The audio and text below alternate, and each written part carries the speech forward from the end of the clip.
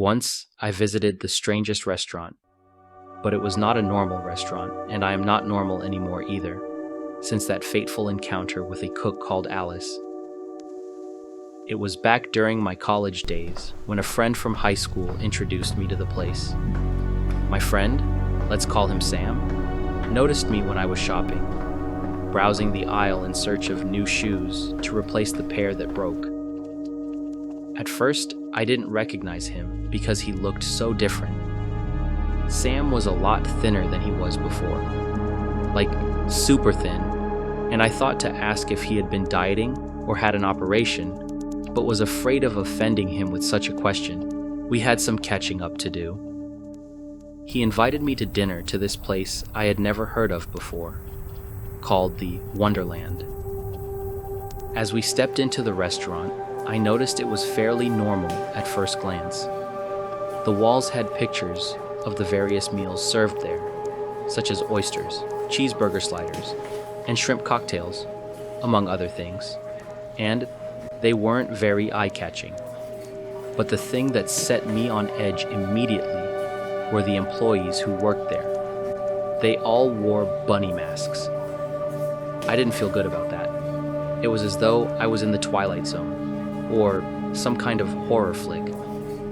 I was just expecting some crazy killer with a chainsaw or a shotgun to jump out from behind one of those doors and mow all of the patrons down.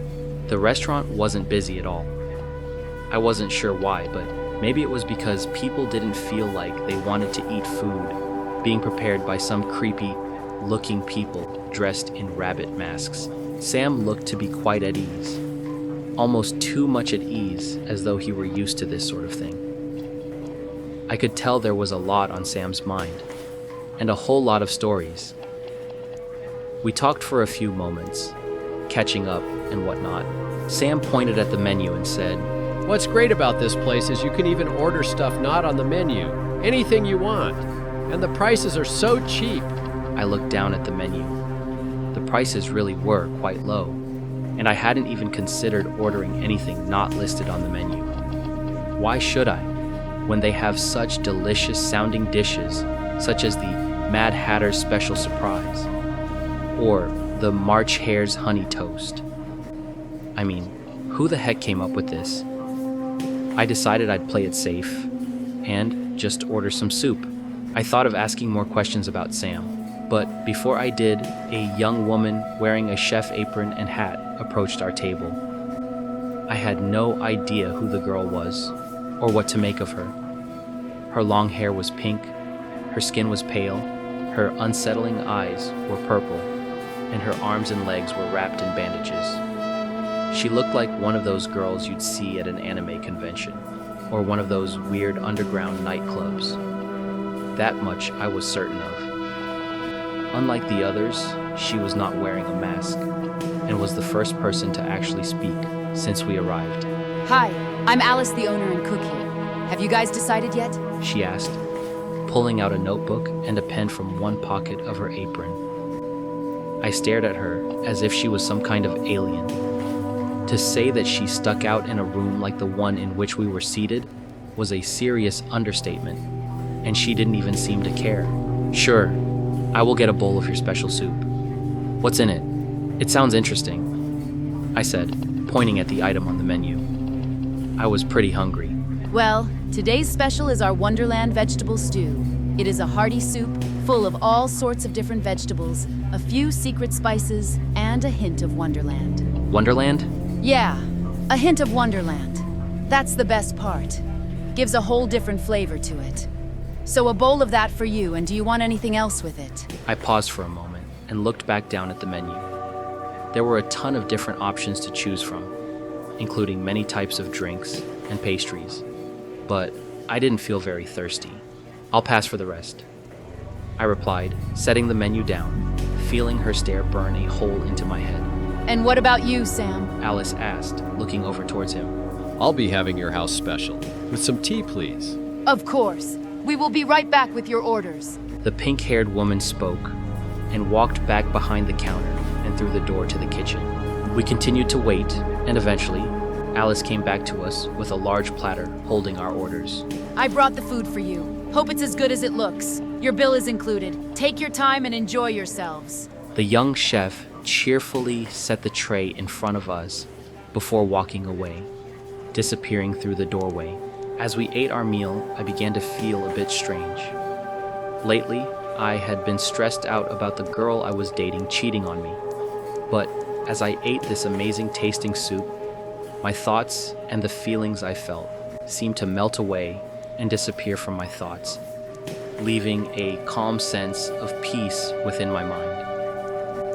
After we finished eating our food, Sam and I started to speak to one another once again, talking about our daily lives. You know, I had been depressed about being fat and alone for so long. But after I started eating here, I just feel really happy now, and I'm losing a ton of weight. Yeah, that is so strange, I responded, feeling a deep sense of calm within myself. I feel so relaxed now. We sat there, speaking for a while, just chatting away about our lives and how wonderful this restaurant is.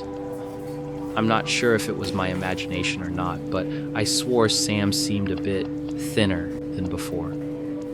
We finished eating our dinner, and after saying goodbye to Sam, I headed home. After returning home, I sat down on my bed, closed my eyes, and went to sleep. A day later, after classes at school had finished, I went back to the restaurant, and I felt I should have been more worried, but my feelings of depression had completely disappeared, and now there was only an odd sense of relief. Walking into the restaurant, which now had an even less busy feel, I headed up towards one of the tables by a wall decorated with a bunch of different posters of various foods. Sitting at one of the booths, I picked up the menu, noticing a bunch of dishes I had never heard of before. Looking around, I saw Alice approaching my booth, carrying her usual notebook. Are you back again for the meal of the day? Yeah, I replied, smiling up at the cheerful pink-haired woman. The pink-haired girl looked at the menu and then said, You'll want the shrimp surprise, I guarantee it. This dish has been made by me using a secret blend of spices that has the most surprising tastes. That sounds amazing. I'd like it, Perfect. she answered, writing down my order. I smiled back at her, happy that I'd have another great dish to enjoy this night. After I ate, I got out of the restaurant and walked home. It was a short trip home, and I arrived at about an hour and a half past when I left the school. Walking up the steps and opening my home's door, I stepped inside. I headed upstairs and went into the bathroom to brush my teeth. I noticed my appearance and was shocked that, in only a couple of days, my appearance had changed slightly. I looked at myself in the mirror and saw I had somehow become skinnier. The next morning, I was getting ready to walk to my classes at the university, and I saw Sam heading my way. We talked as we walked to our classrooms, but I noticed he appeared even thinner now, and looked like he's lost some of his muscles. Not only that, but his face seemed to have gained a slightly gaunt look. He was still smiling and talking, so maybe he had been dieting too much lately? Maybe it was stress related to school? Hey Sam, is everything all right? You're looking thinner, and even a little paler. Huh? He looked puzzled at me. Of course I'm fine. Maybe it's all these late nights studying. You know how it is. I can barely focus when the teacher drones on and on. I shrugged, thinking that Sam seemed fine. A few days later, Sam stopped showing up on my walks to class. I figured he must have been sick or something. A couple of days after that, the police showed up to ask about him. They showed a missing person report on him, and his parents were apparently really worried. I answered their questions, but was feeling very concerned.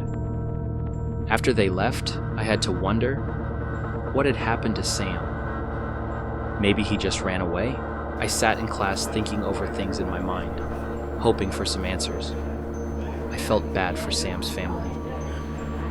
After a while, the class ended and I was feeling hungry. I decided to head to the Wonderland to get something to eat and ask Alice when she had last seen Sam. I went inside and found a seat. Hey there, how are things with you? Alice asked when she brought my menu to me. Things have been kind of weird, actually. My friend Sam disappeared, and it has had me wondering a bunch of crazy things. It's making my mind feel so foggy and unfocused. Oh yeah? Do you mean Sam Jones? She put her hand to her mouth in concern, and I could see that she was trying to hide her smile. Her expression didn't change as she spoke. That is so sad. I know, right? His disappearance is just too unreal. Have you seen him around recently? As I spoke, she began to giggle a bit. I could swear her eyes were turning red. She stopped and her tone became serious for a moment. No, I haven't. Are you okay, Alice? The way she giggled before and then got so serious seemed weird to me. And now her pupils seemed a brighter red. Maybe she hadn't gotten much sleep or something. I was getting really creeped out, and I could tell I must have looked the same as Alice gave me an unconvincing laugh. Yeah, I'm totally cool. No problem. Okay then. I looked down and examined the menu. Well, I suppose I'll take 1 cheese pizza and some orange juice to start. Alice took the menu, and her expression started to turn back into the cheery one she had before, and she smiled at me. Oh, of course. You'll enjoy the pizza, I am sure. I've got a very special recipe for that. Awesome! Well, that sounds good, and I can't wait to try it. I smiled at her, even though it sounded just too strange for me to not feel a sense of unease about her behavior. Good. I am so very happy you're excited for your order. I will be right back to take your meal to you. Alice, the cook and owner of Wonderland restaurant, skipped away and headed to the kitchen. I was beginning to get the feeling that something wasn't right about this place. Everything I had seen so far, every weird little thing that has occurred has left a lingering sense of dread, a lingering fear of something lurking here beneath this restaurant. Looking around, there didn't seem to be anyone else around at the moment, and there weren't even many employees to be seen either. I got up and headed towards the door to the kitchen, which was partially cracked open. Peering inside, I saw an extremely odd-looking sight. Alice was cutting something out of her cookbook with a butcher knife while humming some strange and creepy melody. As I watched in shock, she pulled out of it what looked like the figure of a human leg, a big and meaty leg, and placed it into the oven. Then, turning around for just a second, I could have sworn I saw her face shift and change, and it looked like the face of a monster. Then, in an instant, she had returned to normal, but I could have sworn that a pair of horns briefly sprouted from her head. It didn't look real. I was so scared at this sight, I started to run away. But then, Alice turned towards the door and started shouting in an inhuman voice. Where do you think you're going? You haven't paid the price for your meal yet. One of the bunny-masked employees blocked the exit of the building. Get away from me! I'm calling the cops! I yelled as I tried to push the bunny-masked man out of my way. There was a struggle, and I ended up grabbing his mask and pulling it off. What I saw was a skull. The skull of a dead human. Jesus Christ. The employee reached for his mask, and as he put it back in place, Alice was already in front of us, holding a bloody meat cleaver in one of her hands. There's no Jesus. There's no God or anyone else for that matter here, boy. The demonic voice spoke. More of the bunny-masked workers were arriving to the room with all types of kitchen weapons. They forced me back into my seat at the table. Alice set the pizza and orange juice in front of me, with an insane grin on her face. Eat, drink, and be merry, for soon you shall die. Alice giggled.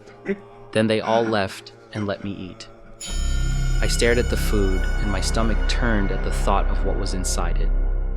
I didn't care. I was gonna die here, so it was time to enjoy life. I started eating my pizza and the orange juice, and surprisingly, both tasted like heaven itself. Far better than any food I've had before. A short time later, Alice was at the door, grinning with her cleaver ready. Enjoying our pizza and juice, eh? Are they drugged or something? Or am I going nuts? No, you're not going crazy.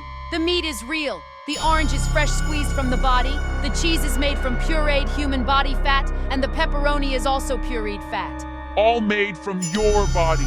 I looked at Alice. It didn't make any sense. No, she couldn't be real. She has got to be on something. But how? You can't possibly get away with making such vile food. The police will find out, and then you and everyone in this place will pay. The police will never come to Wonderland. I was dumbfounded. She is clearly nuts. This had to be some insane prank. There is no way this could be real. No, that's bullshit! I shouted at her, and stood up to grab a butter knife off of the table. Oh no, I'm terrified! Alice mocked me, waving her cleaver at me in the process. Well, fuck you!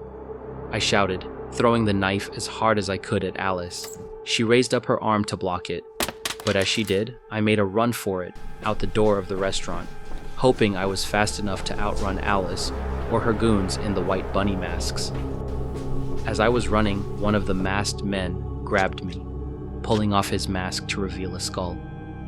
He then proceeded to bite me in the shoulder, and as I screamed, I threw him to the ground. His jaw ripped right through the muscle. Oh shit, this can't be happening, I was saying. It has to be a trick. A moment later, another of those things tried to attack. But this time, I dodged it. I ran for what I believed to be an emergency exit at the far end of the restaurant. I ran out the emergency door. To my disbelief, it actually led to the streets. I ran from the horror show I was just trapped in. Glancing back, I saw Alice stopped at the exit, grinning at me. She had that cleaver in her hand, and I didn't want to find out if she was going to follow me home. I kept running down the sidewalk. After getting far away from that place, I found a police officer who would help. He called an ambulance, which I needed desperately at this point, since I had a chunk missing out of my shoulder, and it was bleeding heavily. They helped me patch up, then questioned what happened.